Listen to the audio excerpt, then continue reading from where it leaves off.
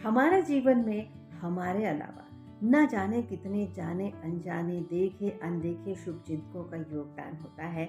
हमें पता भी नहीं चलता कि कौन हमारे लिए प्रार्थना कर रहा है, कौन हमारे शुभचिंतक हैं, कौन हमारे लिए दुआ कर रहा है।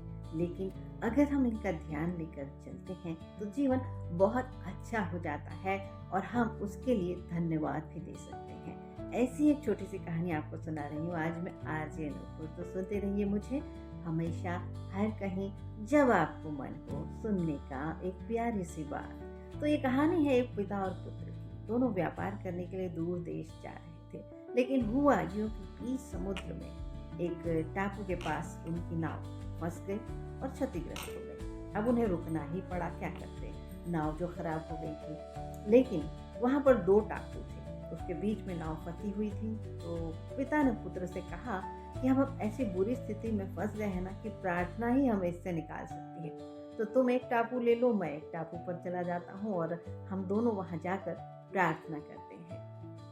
तो ठीक है, पुत्र ने बात मान ली पिता की और दोनों एक एक टापू पर चले गए। वहां पर पुत्र ने प्रार्थना की कि हे ईश्वर, आपकी सुंदर धरती पर मैं अकेला हूँ और आप मेरे ऊपर कृपा करें और इस टापू पर पेड़ पौधे फूल पत्ती बहुत सारी चीज़ें उगाएं जिनसे मैं अपनी भूख मिटा सकूं। और ऐसा हो गया। जब पुत्र ने चारों ओर देखा तो उसने महसूस किया कि ये तो बहुत बड़ा चमत्कार है, मेरी प्रार्थना तुरंत स्वीकार होगी। और इससे उत्साहित होकर उसने फिर से प्रार्थना की कि हे ईश्वर, इस धरती पर एक और सुंदर सी महिला आ जाए जिससे विवाह करके मैं अपना परिवार बसा सकूं। भी चमत्कार हो गया और एक सुंदर सी महिला प्रकट हो गई। ये देखकर पुत्र बहुत खुश हुआ और उसे लगा कि जब मेरी सारी प्रार्थनाएं स्वीकार हो रही हैं तो क्यों ना मैं इस टापू से निकलने की प्रार्थना करूं। और बस उसने भगवान से यही प्रार्थना की कि भगवान मुझे इस स्थान से बाहर निकलने के लिए, अपने घर पहुंचने के लिए एक सुंदर सी नाव प्रदान करें। और वाकई में नाव भी वहां पर प्रकट हो गई। इससे प्रसन्न होकर वो वणिक पुत्र अपने पत्नी के साथ में उस नाव पर सवार हो गया। तभी आकाशवाणी हुई और ये पूछा आकाशवाणी ने कि क्या तुम अपने पिता को साथ नहीं ले जाओगे। पुत्र ने कहा कि पिताजी भी अपनी प्रार्थना कर ही रहे होंगे और उनकी प्रार्थनाओं का फल भी उन्हें मिला होगा। तब आकाशवाणी हुई कि क्या तुम ये नहीं पूछोगे कि उन्होंने क्या प्रार्थना की थी। पुत्र ने कहा कि महानुभाव, आप ही मुझे बता दें कि उन्होंने क्या प्रार्थना की थी।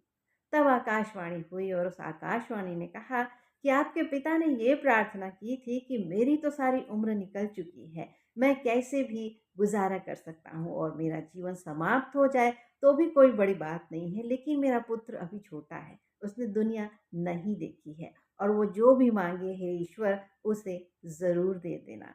तो ये जो तुम्हें मिला है ये तुम्हारे पिता की प्रार्थनाओं का फल है।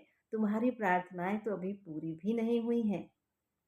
ये सुनकर पुत्र को ख्याल आया कि हमारे कितने शुभचिंतक होते हैं जो अपने से ज्यादा हमारी चिंता करते हैं। और यही बात मैं भी आपसे कह रही थी कि हमारे बहुत सारे शुभचिंतक हैं जो जाने अनजाने हमारे लिए शुभ चिंता करते हैं, हमारे लिए प्रार्थना करते हैं और हमारी अच्छाई के लिए बहुत सारे ऐसे काम करते हैं जो हमें दिखाई नहीं देते या जो हमें बताए नहीं जाते हैं। तो इन चीज़ों को बिल्कुल भी ना भूलें।